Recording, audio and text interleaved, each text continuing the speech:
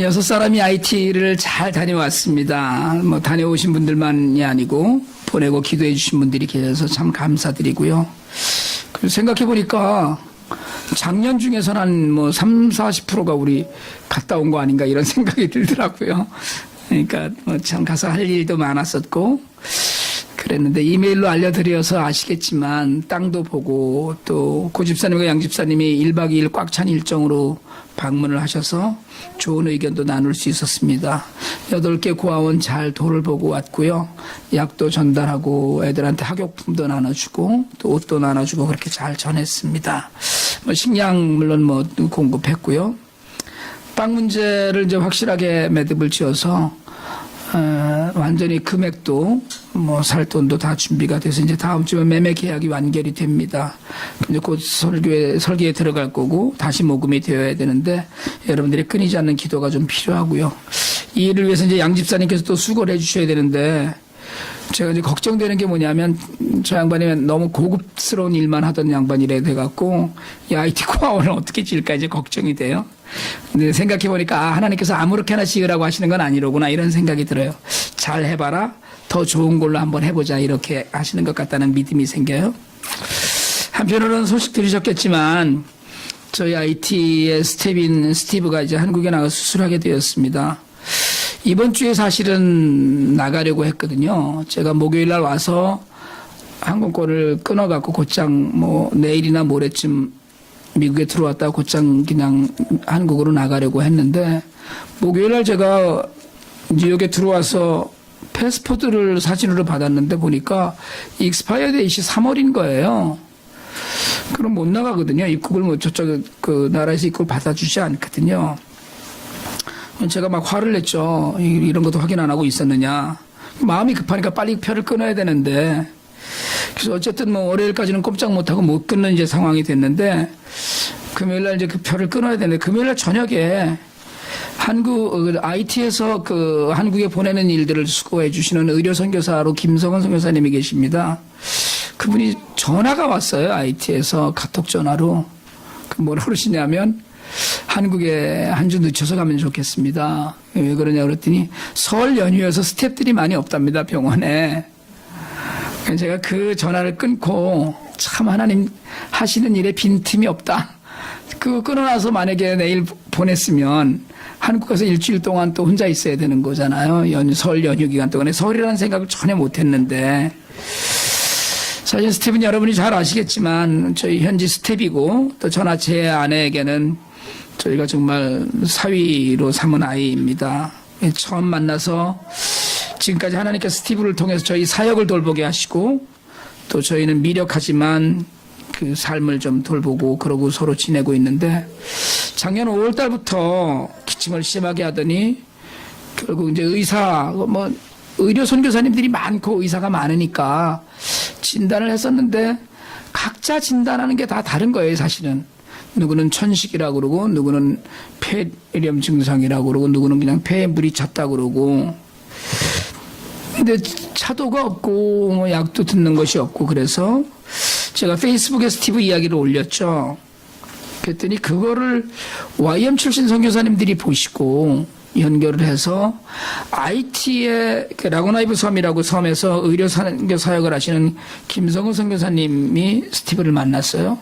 그분이 종합적으로 모든 자료들을 돌보시고 그리고 그 자료들을 전부 다 한국하고 미국에 있는 의사들에게 보내서 종합한 결론이 폐농양인데 수술을 해야만 된다 이렇게 결론을 냈습니다.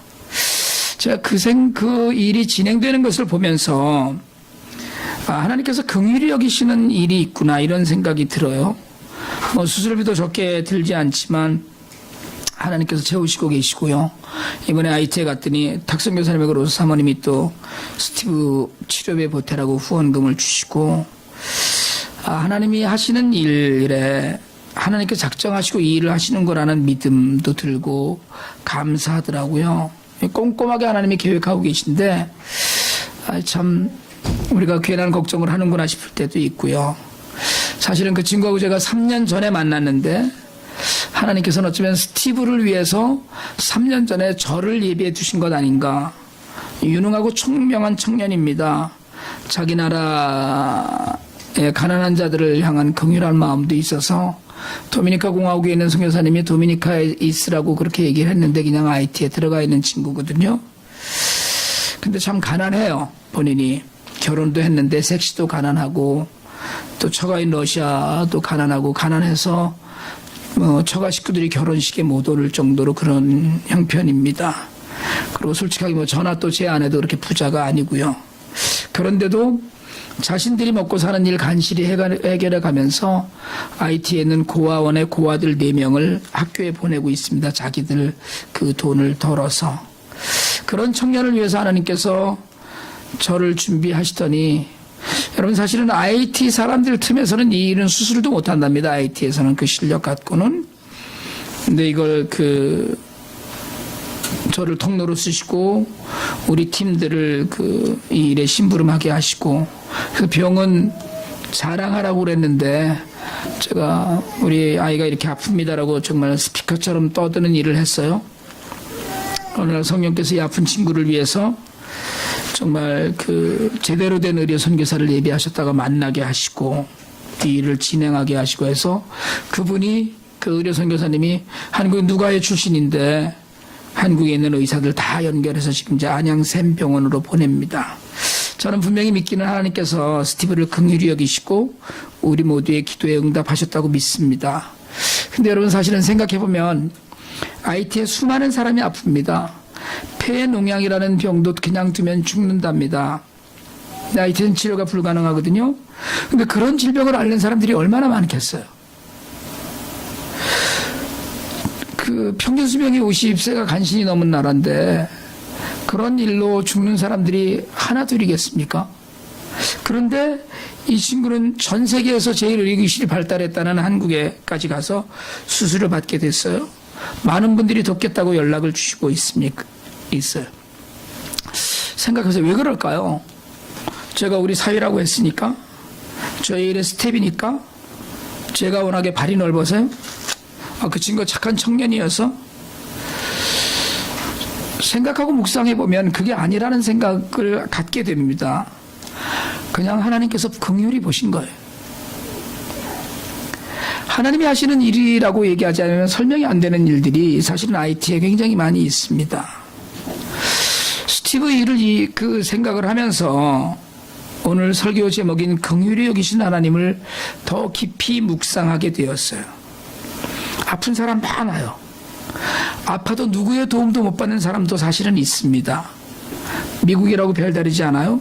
미국에도 많이 아픈데 어디 말할 데도 없는 사람들이 있습니다. 그런데 그 중에서 그 친구를 하나님께서 긍휼히 여기셨다고 저는 믿습니다.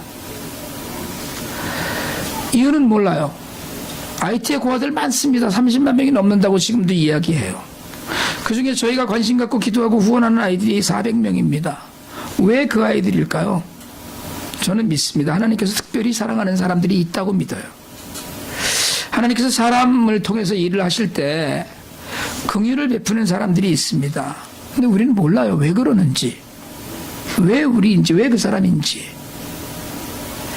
바울이 오늘 15절에서 이야기하는 모세는 이스라엘의 출애굽할 때의 지도자로 선택받았습니다. 근데 왜요? 왜 모세입니까? 여러분 당시에 애굽에서 종살이를 하던 이스라엘 사람들 중에 청장년, 남자로서의 청장년만 60만 명이 있었습니다. 그러면 그 중에 모세만한 사람이 없었겠습니까? 전 아니라고 생각해요. 모세보다 훨씬 신실하고 뛰어나고 열정을 갖고 자기 백성을 사랑하는 사람들이 분명히 있었을 거예요. 더구나 모세는요, 이스라엘 민족이 보면, 여러분, 우리가 일제시대 친일파라고 지금도 일을 가는 그 사람들이 있습니다. 민족 반역자라고 얘기하잖아요. 모세는요, 40년 동안 애굽 왕궁에서 컸습니다. 어려서부터 뼛속 깊이 애굽 왕가의 사람으로 살았어요. 민족 반역자와 전혀 다르지 않은 사람입니다. 40년을 광야에서 살면서 80이 되었습니다. 하나님이 부르실 때. 아무리 정정했다지만 40, 50대만 했겠어요? 그런데 왜 하나님께서는 민족 반역자이고 80대 늙은이인 모세를 택하셨을까? 왜 그랬을까요? 오늘 본문에서 바울은 출애굽기 33장 19절의 말씀을 인용해서 모세에게 긍휼히 여길 자를 긍휼히 여기고 불쌍히 여길 자를 불쌍히 여기신 하나님의 주권적 행사였다고 이야기합니다. 그 누구도 이유를 속 시원하게 설명 못해요. 모세조차 하나님께서 택하실 때 사실은 아유 저는 말도 못하고요, 저는 그런 일 못합니다라고 여러 번 하나님의 제안을 거절했어요. 보낼 만한 자를 보내소서라고 이야기했어요. 그래도 하나님은 포기하지 않으시고 모세를 보내셨어요. 왜요? 왜죠? 하나님의 선택에는 기준이 없습니다. 우리가 하는 기준이, 우리 기준으로는 기준이 판단이 되지 않는 거예요. 그냥 하나님이 기준이에요. 지난 시간에도 얘기했지만 모든 주권이 하나님께 있어요. 하나님이 그냥 기준입니다. 하나님 마음대로예요. 오늘 본문 14절에서 바울이 반문합니다. 하나님이 불의하시냐고. 뭘 두고요? 그 앞에서 이야기했던 이야기 때문에 그래요? 이스마엘이 아니라 이삭. 혹시 이것까지는 그럴 수 있다고 얘기합시다. 그냥 이스마엘이 장자이고 이삭이 차남이지만 이스마엘은 서자의 자식이고 종의 자식이고 이삭은 사라가 낳은 아들이니까 그럴 수 있다고 그러자고요. 그런데 왜 에서는 버리고 야곱을 택하셨느냐고요. 에서는 형이잖아요. 저는 제가 보기엔 제 기준으로는 에서가 훨씬 낫습니다.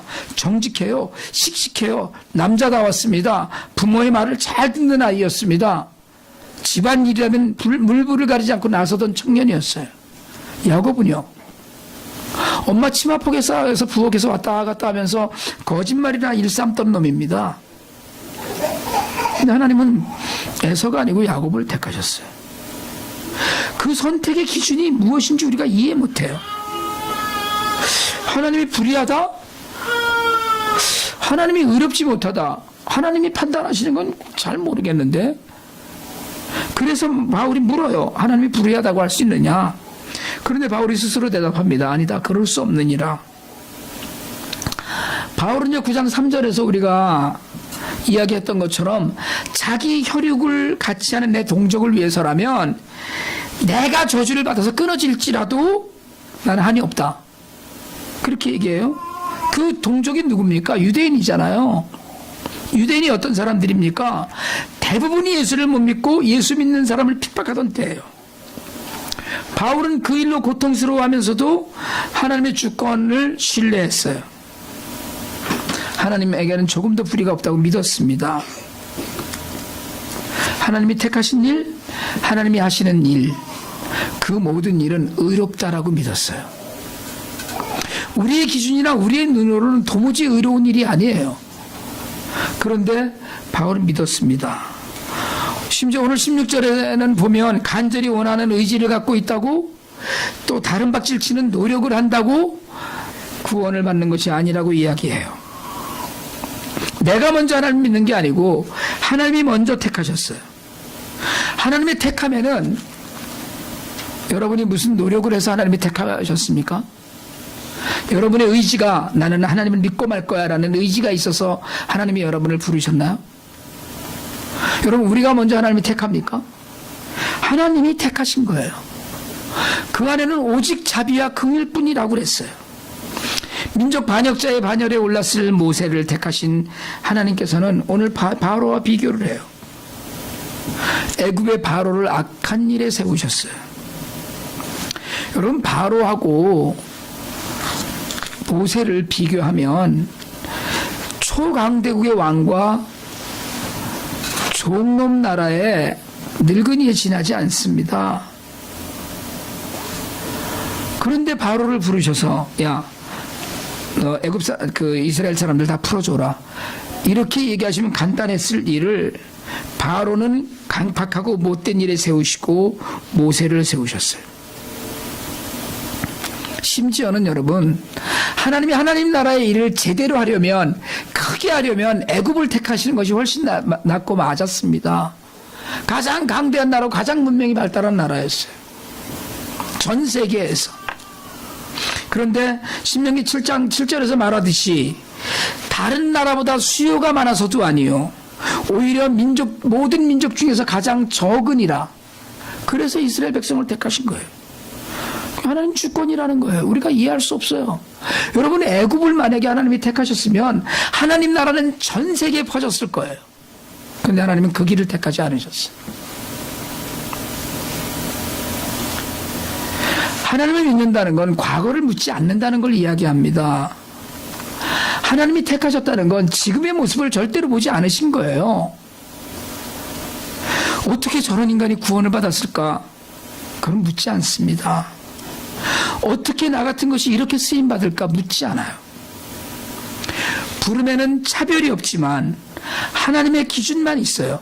그 기준을 우리가 모르기 때문에, 내 기준과 다르기 때문에 우리가 불평해요.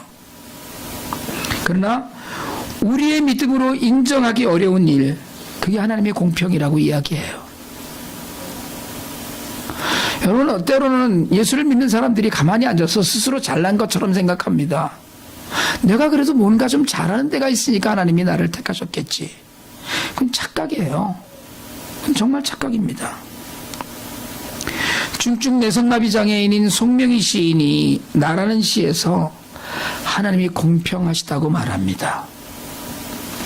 나 가진 재물 없으나, 나 남이 가진 지식 없으나, 나 남에게 있는 건강 있지 않으나, 나 남이 없는 것 있으니, 나 남이 못 본 것을 보았고, 나 남이 듣지 못한 음성 들었고, 나 남이 받지 못한 사랑 받았고, 나 남이 모르는 것 깨달았네.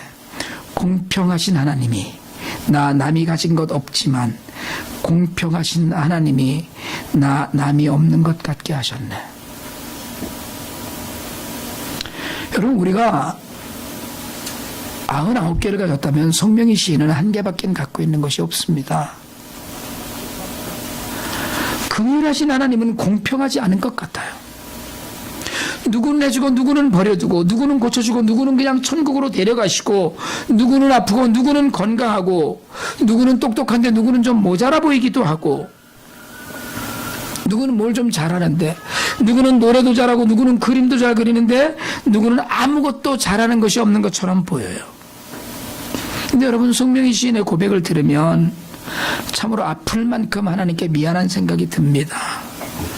긍휼히 여기신 하나님의 자비가 오늘 저와 여러분을 이 자리에 있게 하신 거예요. 하나님이 우리를 택하신 기준이요, 그냥 자비예요. 그냥 긍휼이에요. 그 긍휼히 여기신 하나님으로 인해서 오늘 우리가 있습니다. 공평하게 하셨다고 그랬어요. 공평하지 않은 것을 좀 불평하려고 하지만, 하나님이 우리를 부르신 것은, 긍휼로 부르신 것은 공평하신 것이라는 거예요.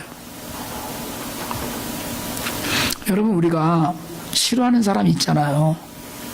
저도 미워하는 사람이 있어요. 가까이 있는 사람인데 함부로 대하는 사람들도 있잖아요. 근데 여러분, 누구에게든 친절하게 하시길 바랍니다. 왜냐하면 하나님이 어떻게 하실지 몰라요. 누가 하나님의 사람으로 세움받을 줄 몰라요. 제가 서정이한테 그렇게 살갑게 잘하는 이유는 이 다음에 서정이가 유명해질 것 같아서 그래요. 제가 민혁이 볼딱지를 그렇게 쪽쪽 빠는 건 제 걔가 이 다음에 커서 훌륭하게 되면 그런 걸 좀 기억해달라고 그러는 거예요, 사실은. 여러분, 제가 청년들을 좋아하는 이유는 그들에게서 하나님의 미래를 보기 때문에 그렇습니다. 긍휼의 하나님께서 우리 모두에게 긍휼을 베푸실 것이라고 믿기 때문이에요. 그 가운데 그래도 저보다 훨씬 긴 세월을 하나님의 은혜 가운데 머물 사람들이 분명히 있다고 믿기 때문입니다. 저는 바울을 생각할 때마다 부러워요. 하나님은 바울을 얼마나 기뻐하실까 싶습니다. 샘이 날 정도예요. 고난 가운데 처하기도 했고 남들이 상상도 못할 어려움도 겪었지만 한 번도 하나님의 긍휼을 의심해 본 적이 없어요. 한 번도 하나님이 공평하지 않다고 불평해 본 적이 없습니다. 하나님을 신뢰하고 하나님의 말씀이 이루어짐을 확신했어요. 여러분, 오늘 말씀을 정리하면서 우리가 정말 은혜를 좀 회복하기를 원합니다. 우린 자꾸 잊어버리고 살아요. 많은 사람들 중에 우리는 무슨 깨끗해서 하나님의 자녀가 된 것처럼 착각을 해요. 아니, 사실은 밖에 내놓으면 우리가 훨씬 더 더러울 수 있어요. 예수를 믿는 것조차 매너리즘에 빠진 듯이 그렇게 하고 있습니다. 바울은 한순간도 그렇게 믿어본 적이 없어요.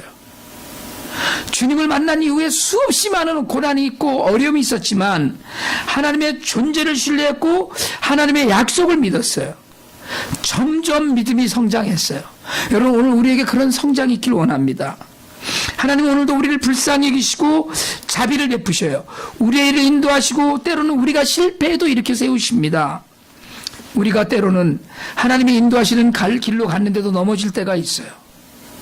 예수님이 제자들을 얼른 배 타고 물 건너 가라고 등 떠밀어서 배를 태워 보내셨는데 풍랑 만났어요. 제자들이 풍랑을 만났어요. 예수님이 가라는 길로 간 건데. 바울은 3차 전도 여행을 마치고 예루살렘으로 돌아가면서 급히 돌아갔습니다. 서둘러 갔어요. 근데 머무는 곳마다 하나님의 사람들이 나와서 내가 예루살렘에 가면 결박해서 잡혀갈 거라고 예언했어요. 여러분, 저 같으면 이거 하나님 뜻인가 보네. 돌아섰을 거예요. 가지 않았을 거예요. 그런데 바울은 하나님을 믿었어요. 잡히는 일에도 하나님의 뜻이 있으리라고 확신했습니다. 하나님 나라를 위해서 체포되는 일도, 옥에 갇히는 일에도 굴하지 않았어요. 믿음이 있는 용기예요. 믿음은 소망을 품게 하거든요. 긍휼히 여기는 하나님께서 반드시 자비를 베푸실 거라는 믿음, 그게 소망이에요. 우리를 진실한 은혜의 자리로 인도하는 건, 하나님의 은혜는 여러분 긍휼히 여기신 하나님을 만난 성도에게 불쌍히 여기는 마음이 있기 때문에 그래요. 여러분, 오늘 바라기는 긍휼히 여기신 하나님 때문에 우리가 이 자리에 있음을 잊지 않으시기 바랍니다. 긍휼히 여기신 하나님 때문에 우리가 넘어져도 일어나 갈 수 있고, 안 되어도 소망을 품을 수 있고, 믿음이라는 눈으로 앞날을 바라볼 수 있는 걸 잊지 않기 원합니다. 바울은 긍휼히 여기신 하나님 만나서 동족을 향한 아픔도 느꼈어요. 은혜를 받았기 때문에 은혜 나누는 일에 목숨을 걸었어요. 힘들었습니다. 그렇지만 그 힘든 것이 짐이 되지 않았어요. 왜요? 은혜를 나눠야 되기 때문에. 우리가 그 사람들이에요. 우리가 긍휼히 여긴 하나님 만난 사람들이고, 그 긍휼 아래에 우리의 죄악된 모든 것들을 내려놓은 사람들입니다. 그래서 지금 우리도 다른 이들을 긍휼히 여기는 삶을 살아야 돼요. 바울처럼 구원받지 않은 이들을 보면 안타까워야 되고, 어려운 이들을 보면 불쌍히 여겨야 됩니다. 복음이 그런 바울을 통해서 오늘 우리에게도 전해졌어요. 세상 많은 사람 중에 하나님께서 긍휼히 여기고자 하는 자를 긍휼히 여기고, 하나님께서 긍휼히 여기지 않는 자, 버려두는 자를 완악하게 하신다고 이야기해요. 여러분, 오늘 우리가 이 귀한 사랑을 잊지 않길 원합니다.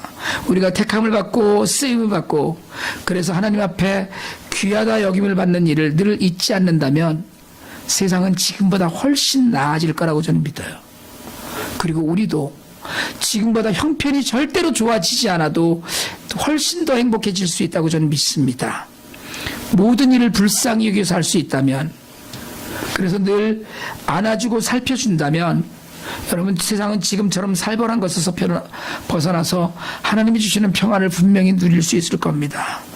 멀리 가지 않더라도 지금 내 옆에 앉은 사람 불쌍히 여기고, 옆에 얼굴 보고 한번 해보실래요? 아유, 이것도 불쌍하지, 시작. 그냥 입으로 내밀어서 이야기하면 쌈나니까 속으로만 하세요. 여러분, 지금 예수 안에 있으면 모든 이들이 불쌍해 보여야 됩니다. 안 믿는 사람을 불쌍히 여겨야 되고, 그리고 믿는 이들도 긍휼히 풍성한 마음으로 받아볼 수 있어야 돼요. 선교지를 생각하고 하나님 나라를 온전히 세워가는 일에 우리가 쓰임받기를 소망하는 것처럼 여러분 우리가 하나님의 긍휼을 받았듯이 세상이 우리를 통해서 하나님의 긍휼을 만나는 행복한 일에 우리 모두가 주의 도구가 되기를 주님의 이름으로 축복합니다.